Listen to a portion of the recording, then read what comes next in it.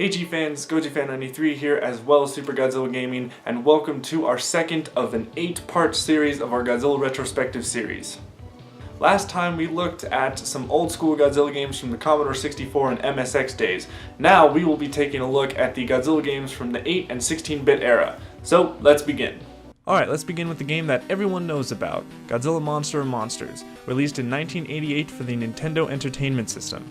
In this game, you control Godzilla and Mothra as they go through many stages fighting not only Godzilla monsters, but some other Toho Universe monsters as well. The game features a plethora of Toho Kaiju goodness, including Godzilla, Mothra, King Ghidorah, Mechagodzilla, Gigan, Hedorah, Baragon, Varan, Mogira, and Gazora. The objective of the game is to advance the board by selecting side-scroller type levels and crush your way to victory. You will then eventually run into enemy monsters and will have one-on-one fight. Once you get past them, you must get Godzilla and Mothra to the end of the map to advance to the next board. While it sounds simple in concept, the game can be very hard and frustrating at times due to the bullet hell nature of the combat system. But thanks to the many health power-ups that appear out of rocks or killing enemies, it can still be very enjoyable. Even if Mothra is continually knocked to the bottom left of the screen, try that against Gazora. Oh, it's the worst. Not a bad way to introduce Godzilla onto home consoles, but then they had to go and mess that up in the next game. Oh no, not this game. What's up, Goji fan? It can't be that bad, can it?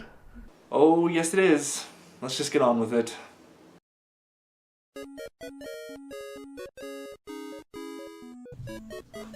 Godzilla 2 War of the Monsters was developed for NES in 1991, but was never released in Japan. Oh gee, I wonder why. Here we have another strategy game where you don't play as Godzilla, but as the military trying to stop him. Kind of like the first Godzilla game on Commodore 64. As you might expect, the game was not very well received by fans because, well, the gameplay was kind of confusing. Even the booklet didn't really alleviate this problem. It's almost like a game of chess. You have to move military forces to fight monsters, have them retreat so they aren't destroyed, and just keep doing that pattern for whatever monsters you encounter. It's a bit of a slog. Even Wikizilla doesn't have an explanation on how the gameplay mechanics work. Let's move on. Okay, before we continue, there is another game that Godzilla had a cameo in, but unfortunately we could not find any footage of it. But in the game Circus Caper, Godzilla shows up somehow and helps the player do something. Yeah. Okay, next on our list is the infamous Super Nintendo classic, Super Godzilla, released in 1993. Super Godzilla Gaming, you want to take it from here? Oh, gladly, this game is my jam!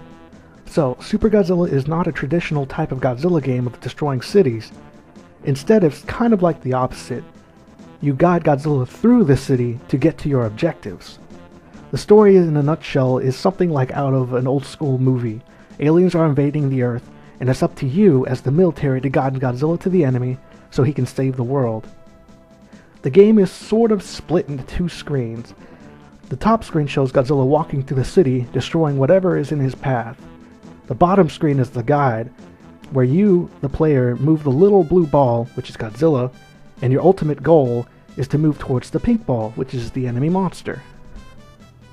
Along the way, you can stomp on enemy tanks that keep shooting at you from a distance, and you can get energy by running into the power plants that humans have set up for you. Now that's the first game mechanic. The second part of the game is the combat system.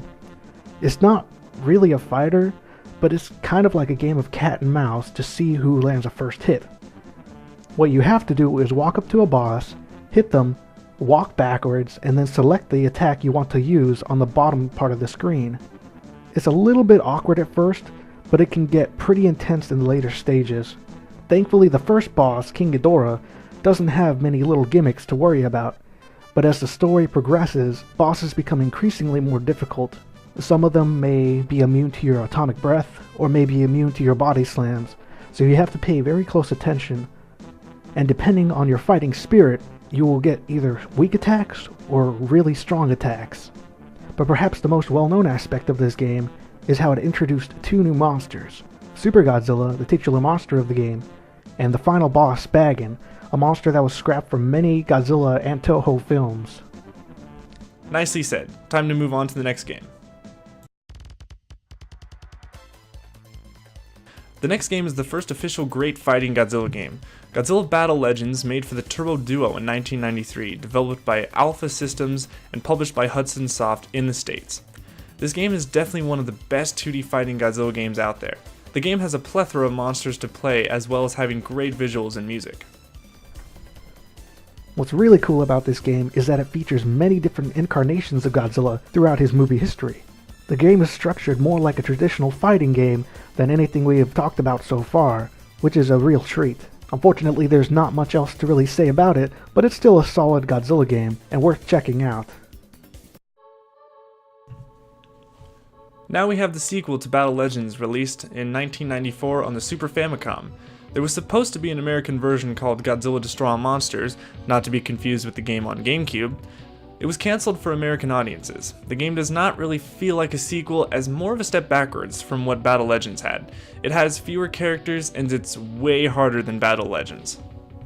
Still, the game has very tight controls and plenty of moves for the monsters to use. It is very fun to play against friends, but be warned that the AI is unforgiving in this sequel.